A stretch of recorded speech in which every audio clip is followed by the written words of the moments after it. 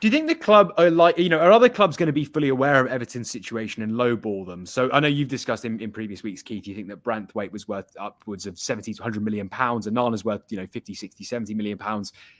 If we know that Everton might be going through a third PSR breach, would that therefore mean that clubs could come in and say, actually, I will only offer 40 million for Branthwaite, or will Everton stand firm in their valuation? Well, I've done probably over 200 transfers in my time in football. And whenever you've got a real auction, which is what you're always trying to hope for, is having 3, 4, 5 clubs interested, then they can't lowball you because you've got a chance to really be a strong seller. And I think in this case, there will be enough interest from enough high quality clubs that both of them won't be done in a fire sale. So I think we'll get reasonably good value for both of them. And they're both at the right age. They're both young. They're both talented. They're both internationals now. Great. So I think Everton's at least in a good position to salvage that. Now, what it does to the squad, though, of course, is pretty tragic. But we got to start again. We got Branthwaite for $1 million. So let's hope we can find another gem at some stage going forward. And would you hope for 100 million plus? Are we looking at, say, 80 million for Branthwaite and 60 for Annan, 140 million total? Would you regard that as success then for the team? I think it would be success in terms of trying to once and for all put this PSR issue to bed. We're then going to have the new stadium opening up the season after next, and then that increases the revenue numbers, and that should make us pretty safe in terms of those things going forward. So it is going to be navigating our way through not only this PSR issue, but also the big cloud of the ownership issue, which has not been resolved either.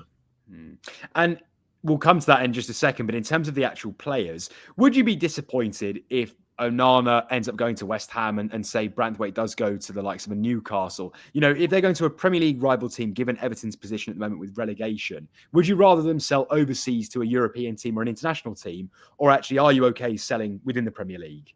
No, I definitely prefer to try and sell them overseas if you can do. It's always horrible to see a player come back to haunt you at some stage.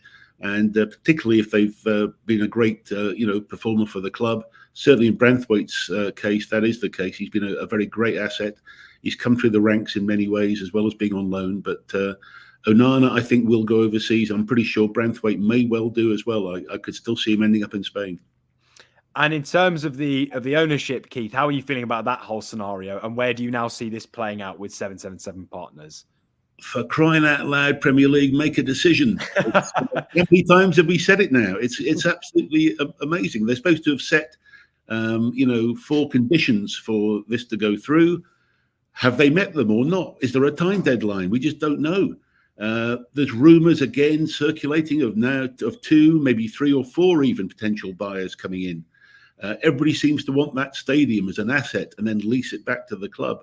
And that may be the solution for Everton going forward. But we need to know, and we need to get moving. And I think the fan group at Everton have sent a very good letter to the Premier League saying that, you've taken us to these deep levels of uncertainty through your inaction. And I've got to say, this is an unusual case, and the dithering that's gone on is unbelievable. Is the fan group's feeling, and fans generally, Keith, is the general census that they just want 777 to get done now? Is it just it needs to get over the line and actually the new owners are in? Or is it that they're not happy and they would like somebody else to potentially step in? My feeling at the moment, from what I'm seeing from the fan groups and the fans I speak to, is that they're not keen on 777, but they do want a decision. They hope that 777 would then have to bring in other stronger partners if they did get it. But if they not, let's make a decision, move on. And we do believe that there are people out there who would still be interested in taking on Everton. And let's hope that's the case. I mean, as the weeks roll by, Keith, every week is getting close to the summer transfer window. So that $1 million question, when do we anticipate this to be done or announced? Or equally, if there are new buys to come in, will that be completed pre-summer transfer window? Well, I go back to the time when Richard Masters was in the House of Commons at the Select Committee with Rick Parry. And he said then that he thought it would take a couple of weeks or maybe 3 weeks to get finalised. That was back middle of February. Here we are now, middle of April, and still no decision on this and no public statement from the Premier League as to what those conditions were. They've been leaked, and I'm pretty sure that leaking is pretty accurate, but still, We don't know for sure that is the case, and we don't know if there's a timeline for them to meet them. So I don't know if if 777 are trying to do deals behind the scenes to get stronger partners with them. That's what it would seem to be to me.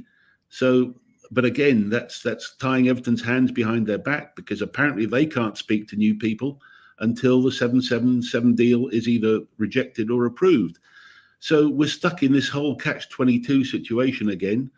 Meanwhile, there is no strong leadership at the executive level in Everton, no chief executive at present, just an interim chief executive. And so, it's going to be very hard to attract high quality and high caliber staff to come into the club until these sort of things are resolved. So it's having all these unintended consequences, which is a favorite Premier League saying this week, apparently.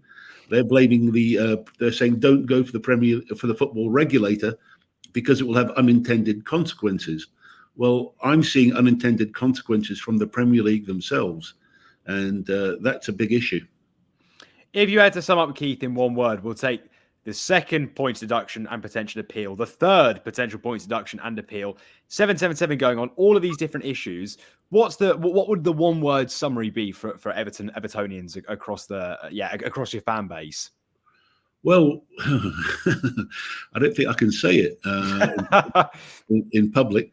The antagonism and the animosity towards the Premier League has been at an all-time high. Although people are starting to get perhaps bored with the whole thing and getting worn down by it, I still see a resilience in the Everton fan base to fight this through. What shouldn't be ignored, though, also is the cost factor again. I mean, it's all right saying we're going to appeal this, we're going to appeal that, and there's a third hearing coming up, etc. That all costs a lot of money for the club, and it doesn't help in sustainability, which is what this rule was supposed to be about.